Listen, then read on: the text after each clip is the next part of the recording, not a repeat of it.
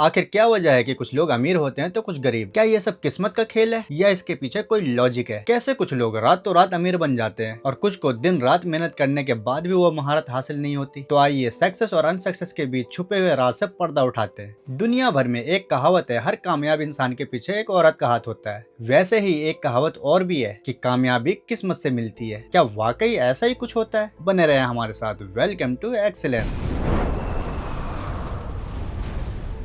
भारत में अनपढ़ से कहीं ज्यादा बेरोजगार और अंधविश्वासी हैं एजुकेटेड। भारत जैसी कंट्री में बेपनाह अपॉर्चुनिटी है, बट यहाँ के लोग खुद ही कामयाब होना नहीं चाहते। दरअसल ये लोग फंस चुके हैं मैजिकल ट्रैप, धार्मिक ट्रैप, एजुकेशनल ट्रैप और स्पिरिचुअल ट्रैप में। भारत में 90% स्टूडेंट का मोटिव होता है पढ़ लिख कर नौकरी करना, खासकर गवर्नमेंट जॉब लग जाए तो मजे ही मजे है। उसे ये नहीं पता कि भारतीय एजुकेशन सिस्टम को बनाया ही गया था एम्प्लॉय प्रोड्यूस करने के लिए। आज इंडियन गवर्नमेंट के पास 5 करोड़ से ज्यादा IA, BA, MA, MPhil, PhD किया हुआ स्टूडेंट स्टॉक में है किसी प्रोडक्ट की तरह। बाकी 5 करोड़ वेटिंग में रहते हैं। इसी वेटिंग लिस्ट में रहते रहते कईयों ने अपनी जिंदगी के 40-50 साल गुजार दिए और कईयों ने तो ये दुनिया ही छोड़ दी। और थोड़े थोड़े दिनों पे 2-4 हजार स्टूडेंट टोली बनाकर जॉब मांगने जाते हैं और आते हैं अपनी हड्डियों का चूरा बनवाकर। इस तरह करोड़ों लोग फंस चुके हैं एजुकेशनल ट्रैप में, और जो यहाँ से बच निकलते हैं वो फंस जाता है धार्मिक और मैजिकल ट्रैप में। क्योंकि भारतीय समाज में 80% से ज्यादा लोग अंधविश्वासी है। ये है दिशांत पटेल। इनके पेरेंट्स ने इन्हें पढ़ा लिखा कर इंजीनियर बनाया ताकि वो जिंदगी में कुछ बड़ा कर सके, घर की गरीबी को दूर कर सके, बुढ़ापे में माँ बाप का सहारा बन सके। लेकिन वो फंस जाता है धार्मिक ट्रैप में। वो अपनी डिग्री फेंक माँ बाप को छोड़ चला साधु बनने। भगवान ने एक कौशु को मारा दिकरा से मने डाले आप तो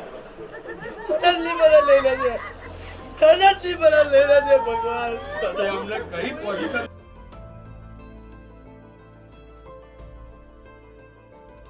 ये है MBBS डॉक्टर। इन पे धार्मिक ट्रैप इस कदर हावी है कि ये अपना एजुकेशन तो दूर अपना कॉमन सेंस भी यूज नहीं कर पा रहा है। ये खुद भी गोबर खाता है और लोगों को भी ऐसा करने को कहता है। 1 चम्मच गोबर, अगर हम 1 चम्मच गोबर खा लेते हैं तो हमारा तन मन पवित्र हो जाता है, हमारी आत्मा पवित्र हो जाती है। जबकि साइंटिफिकली ये स्टमक वेस्ट है, इसमें जानलेवा बैक्टीरिया होता है और कॉमन सेंस भी यही कहता है। जब हायर एजुकेटेड लोगों का ये हाल है तो कम पढ़े लिखे और अनपढ़ का क्या हाल होगा। ये देखो लाखों की भीड़। ये लोग इस आधुनिक दुनिया में इस तरह का ज्ञान पाने के लिए आते हैं। 70 में क्या जोड़े कि 17 हो जाए। ये लोग इन्हें अपना आइडियल ही नहीं बल्कि इससे कहीं ज्यादा भगवान का अवतार या भगवान ही मानते हैं। दरअसल ये लोग रेडिकलाइज हो चुके हैं धार्मिक, मैजिकल और स्पिरिचुअल ट्रैप से। यही वजह है कि भारत में अनपढ़ से कहीं ज्यादा बेरोजगार है एजुकेटेड। जो लोग इस ट्रैप से बच निकले वो आज भारत की 80% रिसोर्सेज को यूज कर रहे हैं। आज भारत के 1% लोगों के पास देश की 80% संपत्ति है। ये वो लोग हैं जो दौलत, शोहरत और कामयाबी के लिए किसी बाबा के पास नहीं जाते। ये लोग इस्तेमाल करते हैं अपने एजुकेशन, स्किल, हार्डवर्क और स्पेसिफिक नॉलेज को। दरअसल दुनिया भर में 70 से 80% लोग अंधविश्वासी या किस्मत के सहारे होते हैं। बस 20% लोग ही अपने एजुकेशन, हार्डवर्क, स्किल और स्पेसिफिक नॉलेज पे फोकस करते हैं। अंबानी परिवार को आज कौन नहीं जानता है। उनकी गिनती दुनिया के सबसे अमीर परिवारों में होती है। 28 दिसंबर 1932 को गुजरात के जूनागढ़ में पैदा हुआ धीरू भाई अंबानी सिर्फ 10वीं तक की पढ़ाई करने के बाद अपने शुरुआती जीवन में फल बेचने का काम किया, फिर पकौड़े बेचने लगे। कोई खास फायदा होता हुआ नहीं देख वो 17 साल की उम्र में यमन चले जाते हैं एज अ लेबर। वहाँ उन्हें पेट्रोल पंप पे काम मिलता है 300 रुपए महीने की सैलरी पे। कुछ सालों तक वो पैसे जोड़ते रहे, फिर वापस भारत आके अपने चचेरे भाई चंपक लाल के साथ धागे का कारोबार शुरू किया, साथ ही साथ मसाले का भी। हालांकि बाद में वो दोनों अलग हो गए। फिर साल 1966 में धीरू भाई ने गुजरात के अहमदाबाद में एक छोटे से कपड़े मिल की शुरुआत की जिसका नाम रखा रिलायंस टेक्सटाइल। ये उनकी जिंदगी का सबसे निर्णायक मोड़ था जिसमें बहुत सारे उतार चढ़ाव आए, लेकिन उन्होंने अपना हार्डवर्क जारी रखा। उन्हीं हार्डवर्क की बदौलत खड़ा कर लिया भारत का सबसे बड़ा बिजनेस एम्पायर। उनके देहांत के वक्त उनकी प्रॉपर्टी 62,000 करोड़ से ज्यादा थी। आज उनके बेटे अनिल और मुकेश अंबानी भी अपने पिता की तरह दिन रात मेहनत करते हुए पिता के बिजनेस को दुनिया के कोने कोने तक पहुंचा दिया। देखा आपने एक 18-20 साल का लड़का सिर्फ 10वीं तक की पढ़ाई करने के बाद कैसे करोड़ों का साम्राज्य खड़ा कर लेता है अपने हार्डवर्क की बदौलत, ना कि किस्मत के सहारे। ये है हेनरी फोर्ड। अमेरिका के मिशिगन में 30 जुलाई 1963 को एक किसान परिवार में पैदा हुआ। बचपन से ही अपने पिता के साथ खेती बाड़ी में हाथ बटाता। उनके फादर भी यही चाहते थे, बट उनके अंदर एक स्किल थी जो वो पहचान चुके थे। उन्हें मशीनों से प्यार था। वो खराब पड़ी मशीनों को, घड़ियों को चुटकी चुटकियों में ठीक कर देता था। गरीबी किसानी से तंग आकर कुछ बड़ा करने की चाहत में वो 12 साल की उम्र में घर छोड़ के चला जाता है। पास की सिटी में ही जाकर एक मशीन रिपेयरिंग शॉप पे काम पे लग जाता है। फिर पार्ट टाइम वहीं पर वॉच रिपेयरिंग भी करता। फिर वहां से कई सारी कंपनीज में काम करते हुए अपने स्किल को और डेवलप करते गए। फिर 15 साल की उम्र में एक स्टीम इंजन बनाता है और 1891 में एडिसन एल्यूमिनेटिंग कंपनी में इंजीनियर की पोस्ट मिल जाती है। फिर 1903 में उन्होंने खुद की कंपनी बना ली, फोर्ड मोटर्स। लेकिन उतार चढ़ाव भरी जिंदगी उनका पीछा अभी भी कर ही रही थी। जैसे ही लगता था कि सक्सेस अब फोर्ड के चौखट पे खड़ी है, वैसे ही कोई ना कोई नाकामी उनका बिजनेस चौपट कर देता। फिर हेनरी फोर्ड अपने स्किल में सुधार करते और फिर दोबारा कंपनी खड़ी करता, फिर नाकामी। ऐसा करते हुए 5 बार के फेलियर के बाद आखिरकार उन्होंने वो मकाम हासिल कर लिया जिसकी वो कल्पना भर करते थे।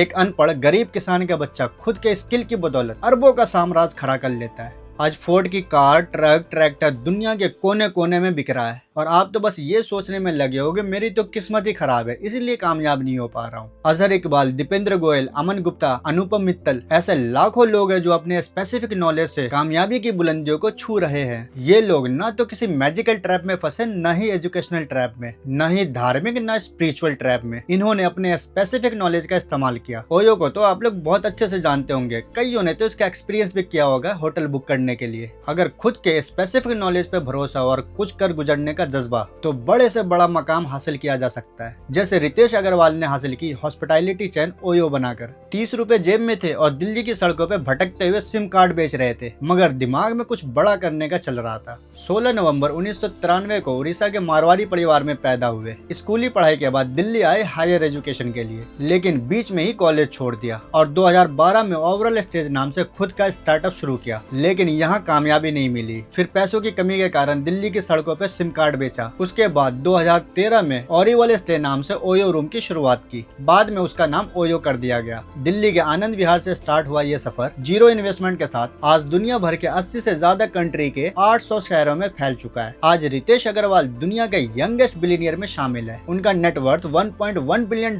से ज्यादा है। ऐसे लाखों उदाहरण है जिन्होंने अपने एजुकेशन, स्किल और स्पेसिफिक नॉलेज से गरीबी और लाचारी को मात देते हुए अमीरी और शोहरत की बुलंदियों पर है। देखा आपने कैसे अंबानी परिवार अपने हार्डवर्क की बदौलत दुनिया का रिचेस्ट परिवार बन गया और हेनरी फोर्ड अपने स्किल की बदौलत, अमन गुप्ता, रितेश अग्रवाल अपने स्पेसिफिक नॉलेज की बदौलत। यकीन मानो अगर ये लोग ये सब कुछ अचीव कर सकते हैं तो आप भी। ये लोग कोई गॉड गिफ्टेड नहीं, अगर ये लोग गॉड गिफ्टेड है तो यकीनन आप में भी कोई ना कोई काबिलियत जरूर है। अगर आपको दुनिया में कामयाब होना है तो सबसे पहले इस तरह के ट्रैपिंग सिस्टम से दूर हो जाओ, फिर पहचानो अपनी एबिलिटी को। अगर आप इंजीनियर हो और कुकिंग का शौक है तो स्टार्ट करो रेस्टोरेंट का कारोबार। यकीनन आप मात दे सकते हो इन सबको। अगर आप अनपढ़ हो मगर आपके अंदर कोई स्किल है तो अपना हार्ड वर्क दो अपनी स्किल पे। यकीन मानो आप मात दे सकते हो फोर्ड को भी और उससे भी बड़ा साम्राज्य खड़ा कर सकते हो, बशर्ते कि आपको खुद पे कॉन्फिडेंस होनी चाहिए और कुछ कर गुजरने का जज्बा। और अगर आप एजुकेटेड भी हो और हार्ड वर्क भी, तो उसके साथ इस्तेमाल करो अपना स्पेसिफिक नॉलेज, अपने यूनिक आइडियाज। अगर आप ऐसा करने में कामयाब हो जाते हो तो वो दिन दूर नहीं